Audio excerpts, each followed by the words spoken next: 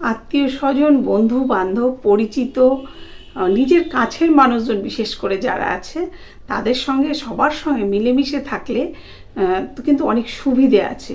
বা পরিবারের মধ্যেও যদি সবাই মিলে একসঙ্গে থাকা যায় তার কিন্তু অনেক সুবিধে আছে। অসুবিধেও কিছু নেই বললে ভুল হবে, কিছু কিছু আছে, কিন্তু আমার মনে হয় সুবিধাটা অনেক বেশি আছে। কখনো কোনো বিপদে পড়লে সেই কাছের মানুষগুলো কিন্তু এগিয়ে আসে। তবে হ্যাঁ, অনেকে এই আজকের যুগে দাঁড়িয়ে অনেকেই বলে যে বিপদে পড়লে কাছের মানুষরাও দূরে সরে যায়। হ্যাঁ, এটাও সত্যি, কাছের মানুষরা দূরে সরে যায়। কিন্তু তোমার যদি 50 জন কাছের মানুষ থাকে, তার মধ্যে 5 জন হলেও তো তোমার বিপদের দিনে এগিয়ে আসবে। তো সেই 5 জনই তো অনেক না? কিন্তু তোমার যদি কোনো মানুষের সঙ্গে ভালো সম্পর্ক না থাকে, তাহলে তুমি বিপদের দিনে একজনকেও পাবে না। তাহলে মানুষের সঙ্গে মিলেমিশে থাকার কিন্তু এই একটা বড় সুবিধে। তবে এই যে বিপদের দিনে যেসব মানুষগুলো এগিয়ে আসে তাদের সঙ্গে কিন্তু খুব ভালো একটা সম্পর্ক সারা জীবন রেখে যেতে হয়, উচিত। আর এদেরকে কিন্তু কখনোই কোনোভাবে ভোলা উচিত না, চিরদিন এদেরকে অন্তরের মধ্যে রেখে দিতে হবে। অনেক সময় দেখা যায় যে হয়তো বেশ কয়েক বছর পরে যে ব্যক্তি উপকার করেছিল সে হয়তো কোনো কারণে অনেকটাই দূরে সরে গেছে বা কিছু, হয়তো সে কখনো তাকে বললো যে কি তুমি আমাকে ভুলে গেলে, বা কোনো কারণে তার সঙ্গে মনোমালিন্য হলো, তখন সে বলে কি হয়েছে, তুমি আমার একটা দিন উপকার করেছিলে বলে কি তুমি যা বলবে আমি তাই শুনবো?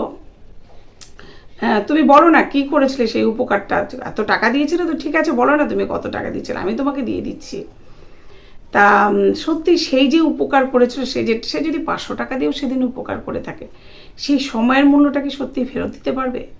সেই সময়ে সে হয়তো সেই 500 টাকাটা নিয়ে তার বাচ্চার মুখের অন্ন জোগাতেও পারে, বা তার ওষুধও কিনতে পারে, বা কোনো বড় একটা ঝামেলা থেকে সে মুক্তও হতে পারে। সাপোজ আমি 500 টাকা দিয়েই বলছি, কিন্তু সেদিন যে মুক্ত হওয়া বা অন্ন তুলে দেওয়া বা বিপদের থেকে মুক্তি পাওয়া সেই 500 টাকাটা নিয়ে, সেটা কি সত্যি সেই সময়টাকে কি ফিরিয়ে দেওয়া যাবে?